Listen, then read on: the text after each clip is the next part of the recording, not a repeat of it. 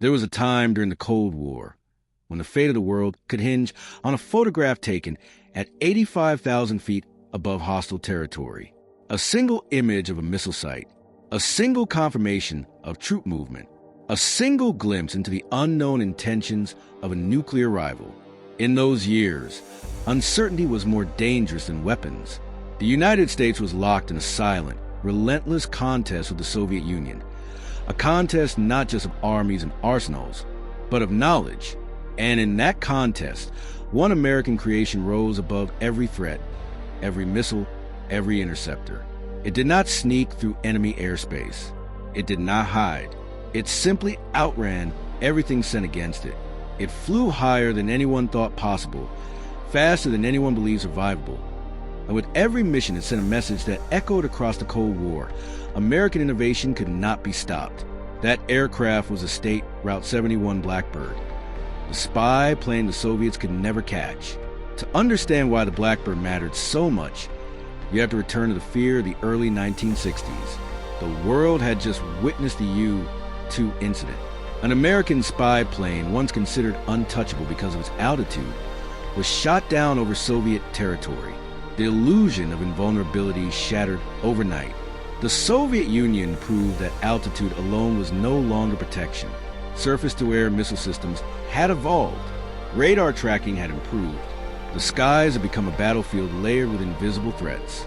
For American intelligence agencies and military planners, the message was chillingly clear. If the United States could not see inside the Soviet Union, it would be forced to guess. And in a nuclear standoff, guessing wrong could mean annihilation. But where others saw a limitation, American engineers saw a challenge. At Lockheed Skunk Works Division, under the leadership of Clarence Kelly Johnson, a team of designers began pushing beyond what conventional aviation considered possible. They weren't trying to build a slightly better reconnaissance aircraft. They were attempting to leap a full generation ahead. They envisioned a machine that would not rely on stealth in the modern sense, nor purely on altitude, but on raw, overwhelming speed combined with extreme altitude. Speed so great that even if detected, interception would be futile. If you appreciate these deep dives into the engineering triumphs that defined American strength during the Cold War, take a moment right now to follow the channel and leave a like. It helps keep these stories alive and tells the algorithm that history like this still matters. The design that emerged looked like something from another world, long and razor thin, painted black to dissipate heat, with sharply angled chins blending into the fuselage. The State Route 71 did not resemble traditional aircraft. It looked engineered for inevitability. But what truly separated it from everything before it was what it was made of? Titanium. Massive amounts of titanium. At the speeds it was designed to fly. Over Mach 3, air friction would heat the aircraft's skin to temperatures exceeding 500 degrees Fahrenheit. Aluminum would have failed. Conventional materials would have worked. Titanium was the only answer, and acquiring that titanium during the Cold War required quiet ingenuity of its own. As the United States sourced much indirectly from the very rival, it was building the aircraft to monitor. Every aspect of the Blackbird was built around extreme conditions on the ground. Fuel leaked from its seams because the aircraft was designed to expand at high temperatures. Once it accelerated and heated up mid-flight, the metal would expand, sealing those gaps perfectly. The engines, Pratt and Whitney J58S, were marvels of hybrid propulsion. At lower speeds, they behaved like turbojets, but as the aircraft accelerated past Mach 2 and beyond, they transitioned into a mode resembling ramjets, using the aircraft's forward velocity to compress incoming air with extraordinary efficiency. At cruise speed, much of the thrust came not from traditional combustion cycles, but from the unique geometry of the engine's inlet system. The Blackbird was not just flying fast, it was redefining what jet propulsion meant. The first operational flight shocked even seasoned observers. At over 80,000 feet, the sky darkened to a deep indigo. The horizon curved visibly. Pilots described the sensation not as flying through air, but gliding along the edge of space. And below them lay some of the most heavily defended airspace on Earth. Soviet radar networks, layered across thousands of miles, were among the most sophisticated in the world. Missile batteries stood ready. Interceptors waited for scrambled orders. Yet time and again, when radar operators detected the Blackbird streaking across their screens, they were left with the same result: a target they could see but could not stop. Over the course of its service, more than 4,000 missiles were launched in attempts to bring down State Route 71 aircraft. Not one succeeded. Not a single Blackbird was ever shot down by enemy action. Think about that in the context of the Cold War, a period defined by tension, secrecy, and technological arms races.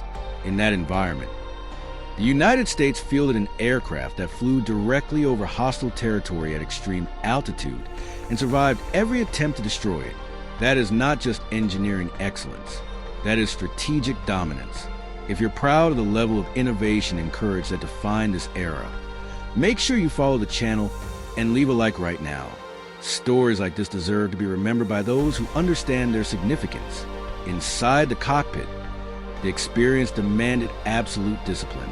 Pilots and reconnaissance systems officers wore full-pressure suits similar to astronauts because at their operational altitude, a cockpit depressurization would have been fatal within seconds. The training was intense. The margin for error was razor thin. At Mach 3, the aircraft covered a mile in roughly a second and a half.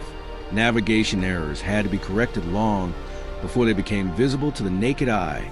Reaction time was measured not in comfort, but in precision. And yet, despite the technical complexity, the mission was always clear: gather intelligence, return safely, and provide clarity in a world clouded by suspicion. The Blackbird flew missions over North Vietnam during the war, providing crucial intelligence on missile deployments and air defense systems. It monitored North Korean movements after the USS Pueblo incident.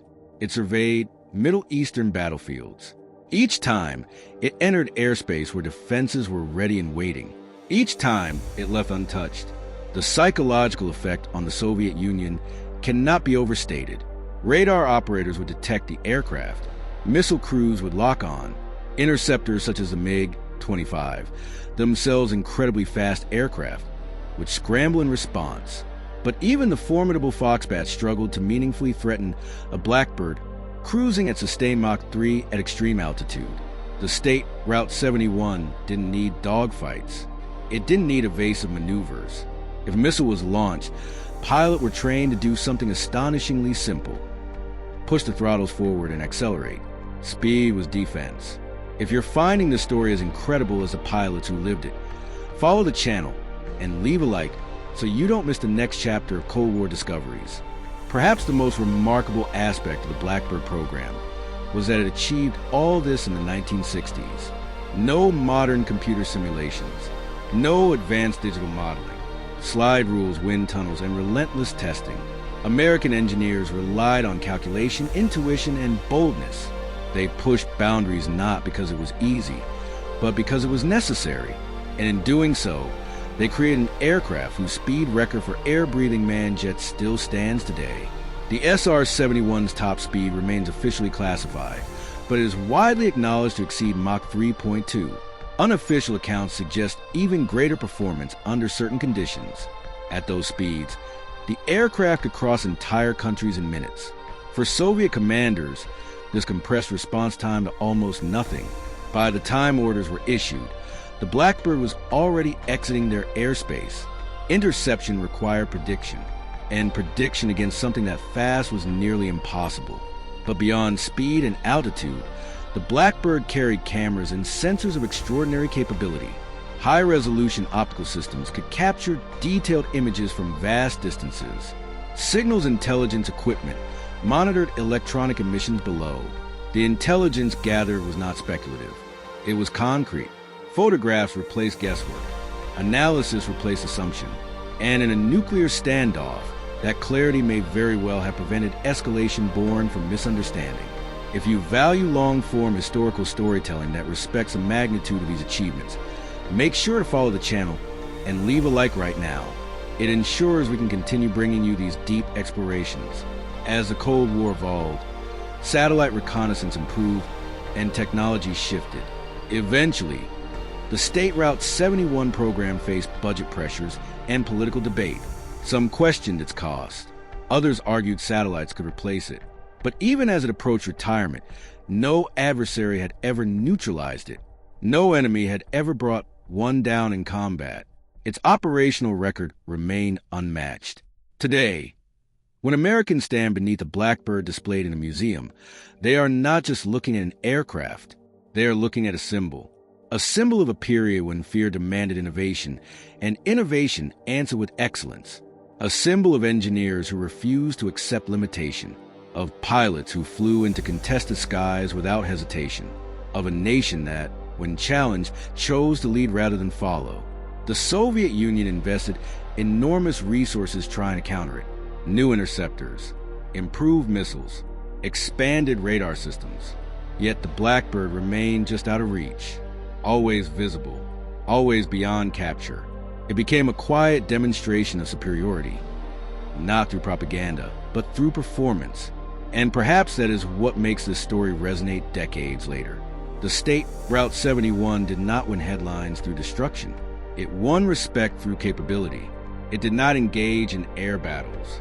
It prevented miscalculations. It reduced uncertainty. It strengthened deterrence. It was a guardian in the highest reaches of the atmosphere.